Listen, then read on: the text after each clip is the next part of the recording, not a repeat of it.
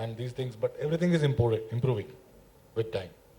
Okay. I would like to say that I'm very delighted to share with you that, out of these first 100,000 phones we manufactured, our failure rates are substantially less than what we get manufactured in China. And because of, it's because of the character of the enterprise. How you think, that's very important. And because of that, I'm very happy. I just got a message. I was wanting to understand what are the failure rates. I think it's almost nil. That's amazing. So, it's the matter of thinking, even the quality. If you're thinking that you are going to deliver quality, your processes are going to be such that it's finally you have to think that how can you deliver quality, and you can deliver quality despite being from India. This 18% duty is too much. This is going to become handicap for the manufacturers, let me tell you, because they're going to be, if this much of duty is going to come, is going to be there, then, for example, we are going to be benefited by these 18%, which is not sustainable. Right. So it is too much of benefit for the manufacturers. And I think this should not be there because it's not sustainable. We have to compete globally. Dinesh, it's not that because you got the first chance to speak, then you are not getting any more chance to speak. Dinesh, you are working closely with all the handset companies, and it's every smartphone, Android smartphone or any phone, is now synonymous with Snapdragon. No one knew, the consumers didn't knew about Qualcomm, but now they know about what Qualcomm Snapdragon. So could you tell, you rightly said that it should be a design-led, make in India kind of concept should be. Where exactly our Indian manufacturers, whether it's Lava, Carbon, Micromax, or whoever you are working with, where exactly they stand? How is the quality and what is the design quality of Indian people compared to the global peers? Okay, that's an interesting question though. So I'll give you some context beyond what you just asked me to talk about. Yeah. We have a bunch of companies that work with us out of a couple of cities in India, and they are creating innovative products. And they have built products on health solutions, end-to-end based on tablet for breast cancer or for handheld devices like banking solutions. And there are companies who are building tablets which are getting exported, completely designed and exported for US market. So the point I was trying to make it is there is enough talent despite of all the constraint of not having an integrated ecosystem of component suppliers or PCBA designer, PCBA manufacturing or tooling companies in India.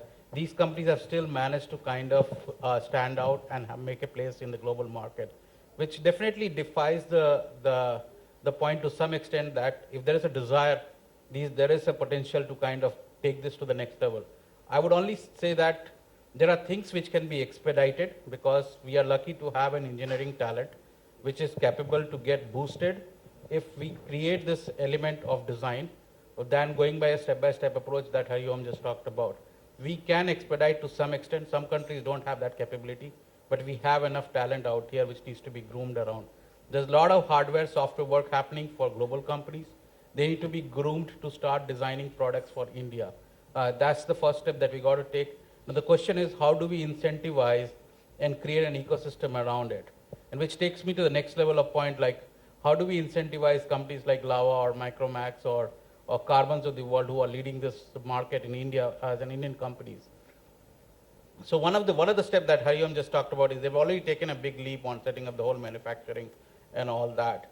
The question now becomes like to take them to the next level, which will force the component guys to come next door to them. Right. And design is an integral part which drives the display guys, the memory guys, and the passive guys, the filters, and all these companies to start getting around you. Because at the design stage, the component's future is defined. Okay, so if you're not doing design in India, the future of component ecosystem cannot be sustained. Okay, so it has to be in tandem, and that's the point we're trying to make it is that we got to start getting into that gear, and that investment has to come from the brands.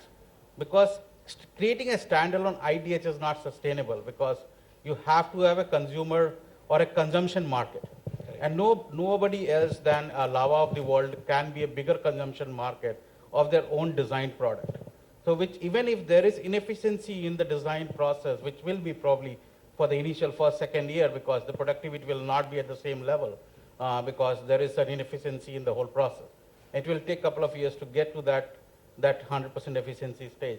Is there a way that this process can be incentivized or compensated the way it is being done for manufacturing today? What is the government initiative to kind of incentivize the design companies' activities in this country? So I think we have touched upon almost all the parts except one thing, the after-sale service. Consumers are very everywhere. The after-sale service, the customer care service of any device, whether it's an electronic product or the electronic appliance, mobile phones, or tablets, or computers. There has been a big issue since time immemorial.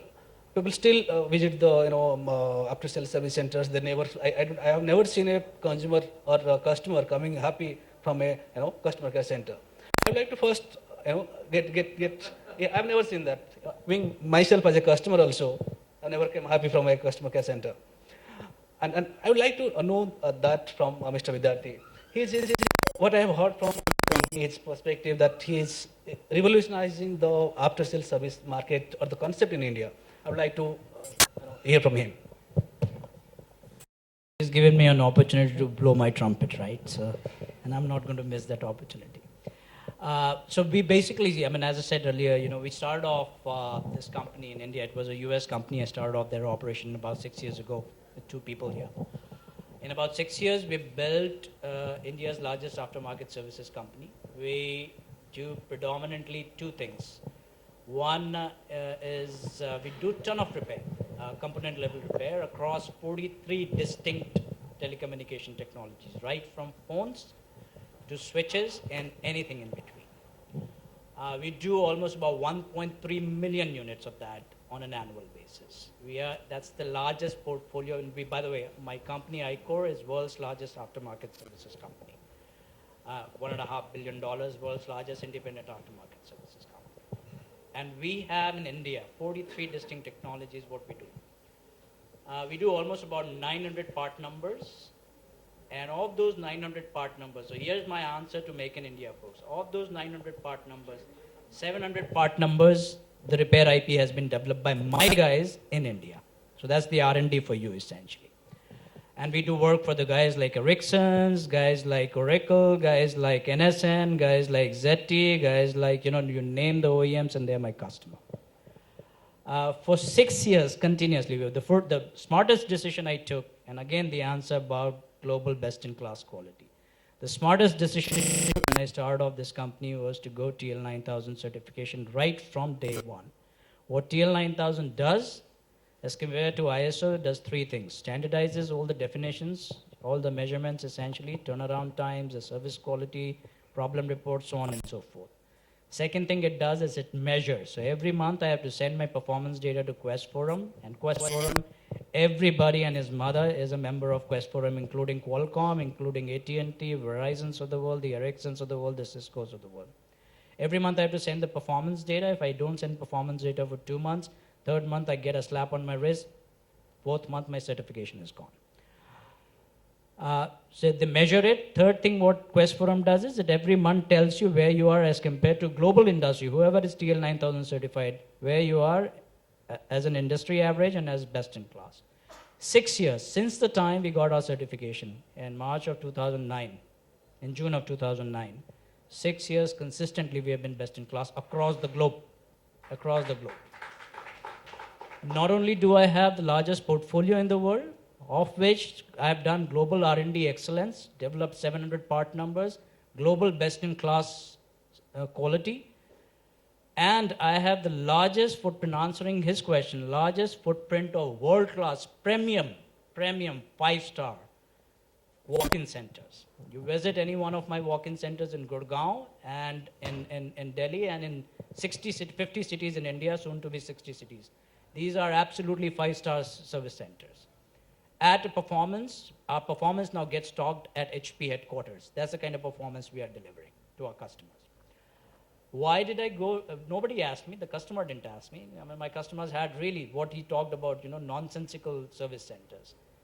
We pay as a consumer more money for the products as compared to US and Europe. The iPhone, which we spend about 50,000 rupees or 60,000 rupees, people in US and Europe, they get free of charge, bundled along with the service. The laptops which anybody buys in the US cost about $500 on an average. It costs about $700 here, right?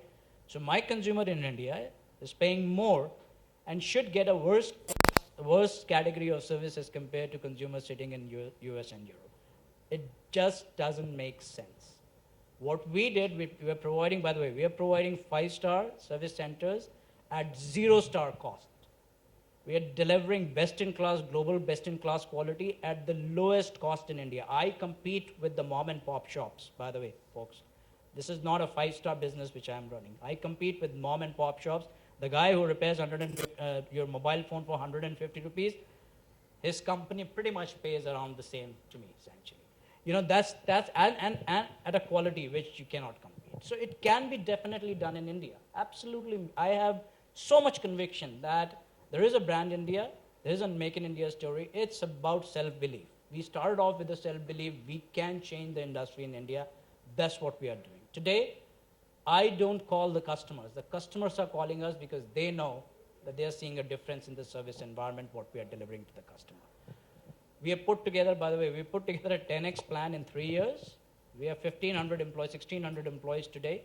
We're going to employ 16,000 employees in 3 years. Every major global customer of our company is talking to us and wants to do business with us here in India. That's what we have done as far as services business. And we are not, and it's not that we are the only ones who can do it. You know, India has very, very smart people, and there is somebody who's going to come and, usurp us. The idea here is basically we figured our business fundamentals right, what we want to really deliver to our customers, global best-in-class quality at the lowest possible cost in India, essentially. And that's what we have been delivering, and that's what is making us very successful and helping us change the dynamics of the service industry in India. Thank you, Sanjay.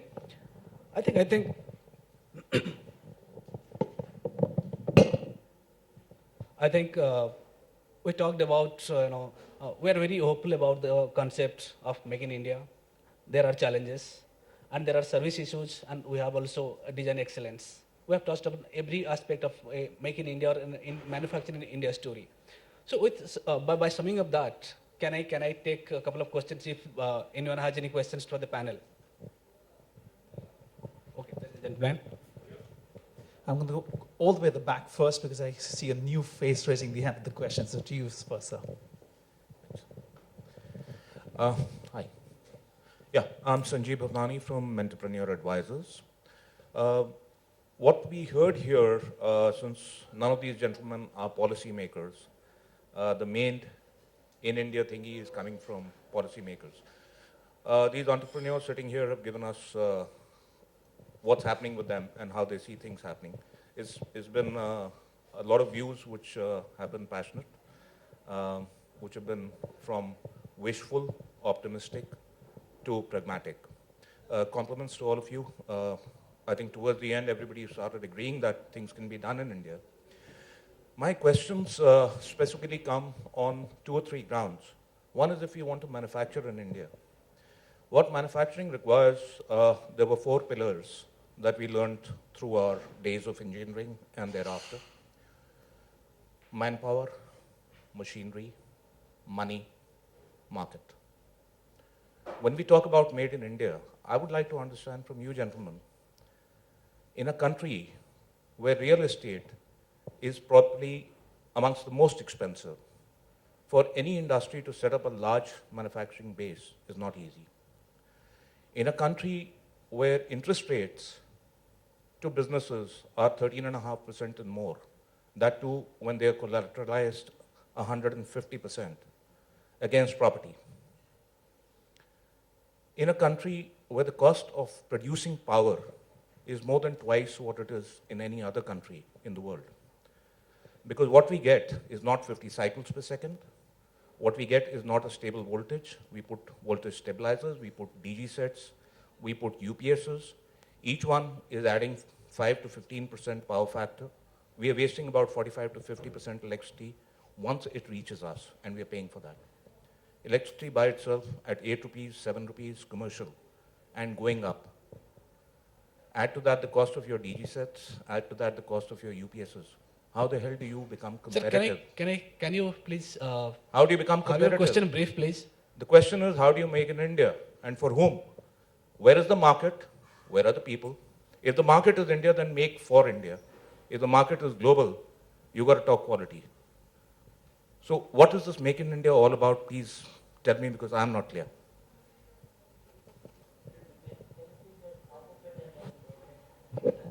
So I'm not sure, maybe you missed what I was telling you about Jabil, right? $400 million worth of revenue, that's what Jabil is doing from India, right? They're exporting $400 million of manufactured product. Let me just complete. So can we have your mic slightly No, closer to your mouth? no electricity problem, no skill problem, no infrastructure problem. These are big companies. They have flushed with money. They don't need government's money at interest rate. They will do good. I don't believe this is a problem for a Flextronics. I don't believe this is a problem for a Jabil. I don't believe this is a problem for Foxconn, whatever you said. They're very capable of addressing each of the issues, and that's what Jabil did, sitting right here in India. Where they were not successful was to really cross the border and bring that product into India. They're the lowest cost manufacturing across, by the way, so I missed that point. Jabil has 20 manufacturing facilities in China. 20, not one, 20. And India was the lowest cost manufacturing facilities out of the 62 manufacturing facilities. So bang up job of what they were doing here.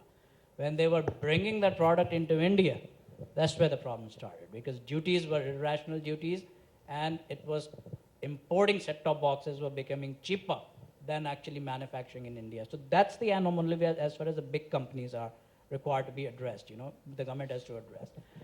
The real support which is needed is for the small guys here. The real support is not needed for a Jabil or a Flextronic. And I really, I was part of some of the delegations to all these ministers and all this. And I see big guys coming and asking government, can I get cheaper loans? You don't need it. The guy actually needs the support from the government is the MSME and the SME. And that's where we are faltering right now. We're just not really looking at where the help is actually needed in terms of the loans which you are talking about. And by the way, the real estate, sir, Manesar, 8.5 rupees per square feet, half of Manesar is vacant. So there are places in India where you can manufacture very easily. I don't believe real estate is an issue. Issue should be where your cheaper loans are required to be available, and the issue is with the MSME and SME, not with the big guys. Yeah, so I agree with him. Actually, not only Jabil and all, but there are companies in South India. After Nokia plant got shut down, there's a company manufacturing, let's say, chargers, and they manufacture more than 8 million chargers every month. We wanted them to supply, about 1 million chargers to us, and they said we don't have capacity because they are exporting all the chargers to China. So it's just a myth that it'll not be competitive. It'll be completely competitive. I told you that our manpower, in China, the manpower is not that productive. After getting the skill set, the hunger in our people is much more.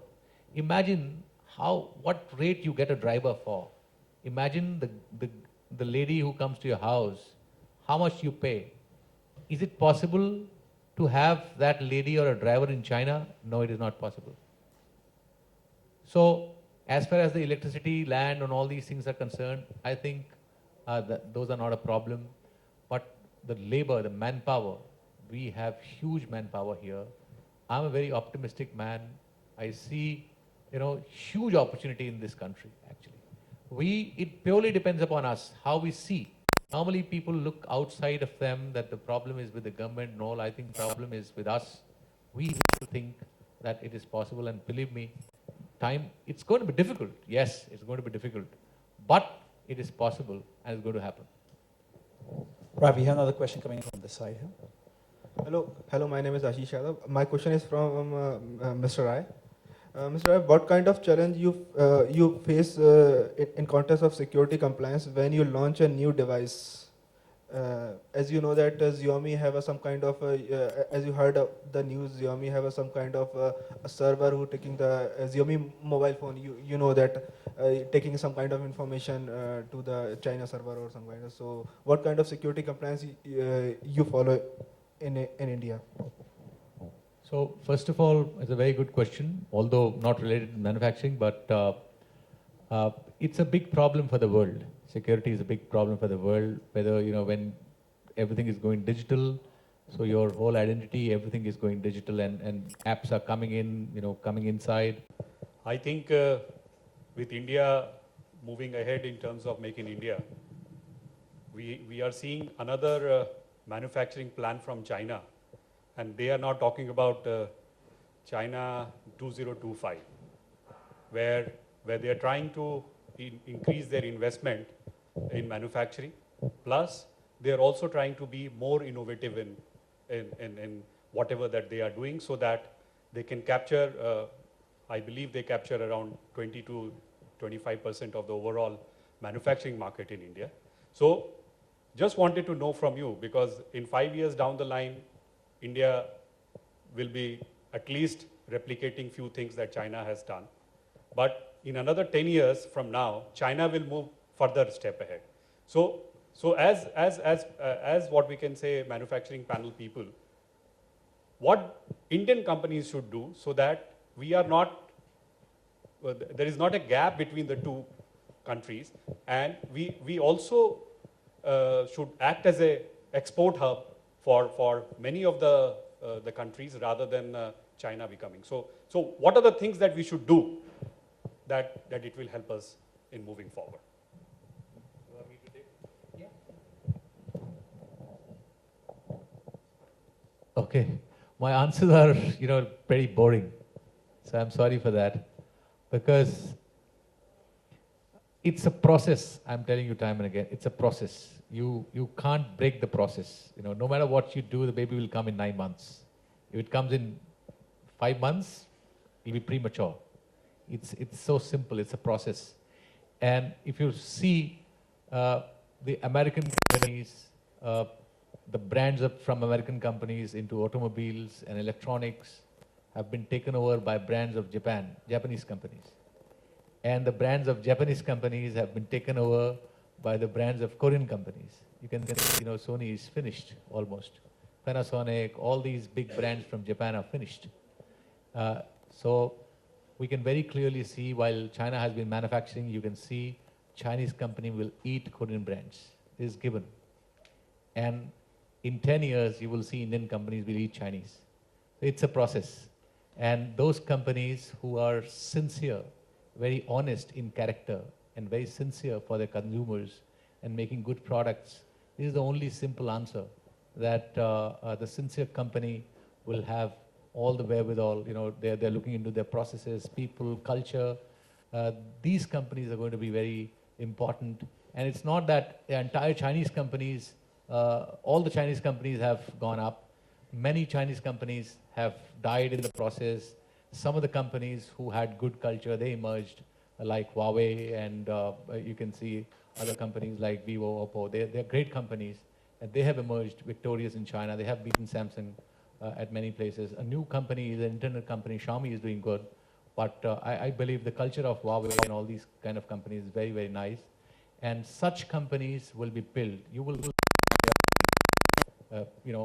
a company employing maybe 200,000, 300,000 people. This is going to be possible. This you will see that in the next 10 years is going to happen.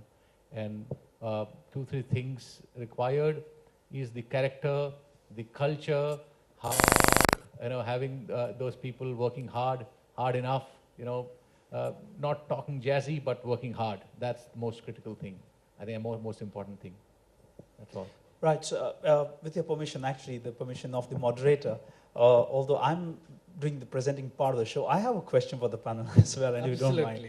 Apart from presenting events like these, what I really do is I spend a lot of time with the youth in our country. I've trained about 120,000 children around, and when I say children, I mean in the age group of 16 to 28, on various aspects of leadership and other subjects.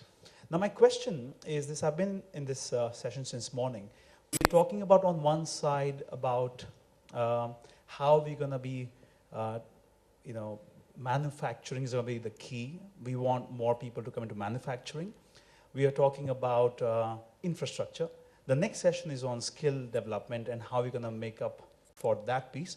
When you talk about new age entrepreneurs, everybody's talking about giving platform to new age entrepreneurs, but especially somebody who's into technology so that you make money quick and you move on. Whether it's the NASCOM, whether it's the NSR IT cell in IM Bangalore, any of these places. My question to the panel is, who is thinking of developing new age entrepreneurs for manufacturing? Who's talking about it? Are the colleges talking about this? Is the government talking about this? Are the new age businessmen actually ready to invest the money and say, okay, fine, we are investors, we're going to invest our money on helping people who are going to get into manufacturing versus those who are into technology? So I personally feel that in so many discussions we've had, there is no topic about how are we going to build new age entrepreneurs and who's going to do it and where is the work happening?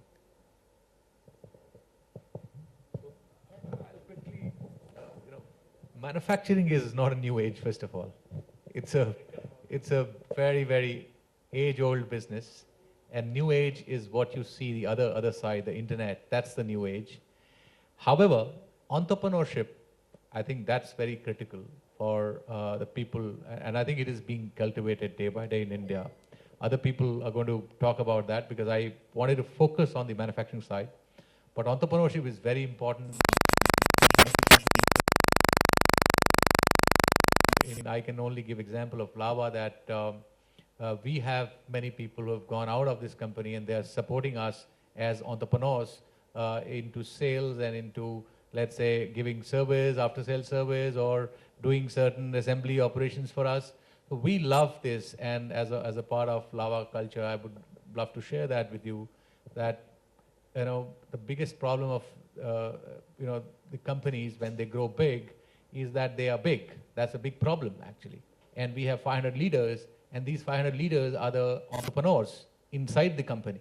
So it's not only the entrepreneurs outside the company, but there are entrepreneurs inside the company who are sincerely working like an entrepreneur, and we are sharing profits of their division with them.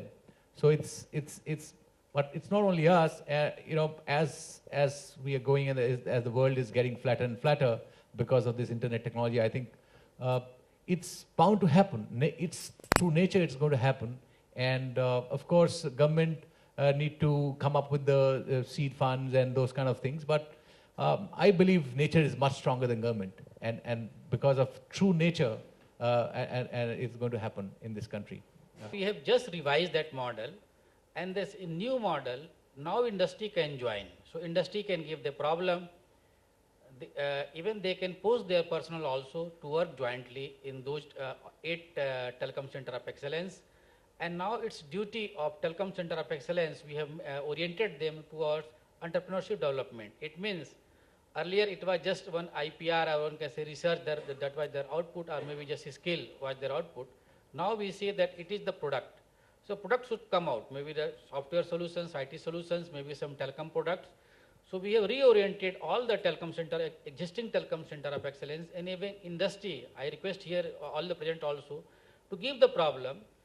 That problem will be analyzed by a steering committee headed by some eminent person, and then this telecom center of excellence, we will try to bring the fund from either government or maybe from venture, anywhere, from any part of the world. And that problem will be taken up by individual TCOE or maybe in a many to one also. I mean, for same problem, there will be case that 4 TCOEs are working. And ultimate aim will be to come up with a product entrepreneurship development. So that's the new model, and I think it's already operational. So I to utilize this telecom center of excellence. Earlier they were, this industry means that was telecom service provider and this academia and government. Thank you. That's pretty interesting.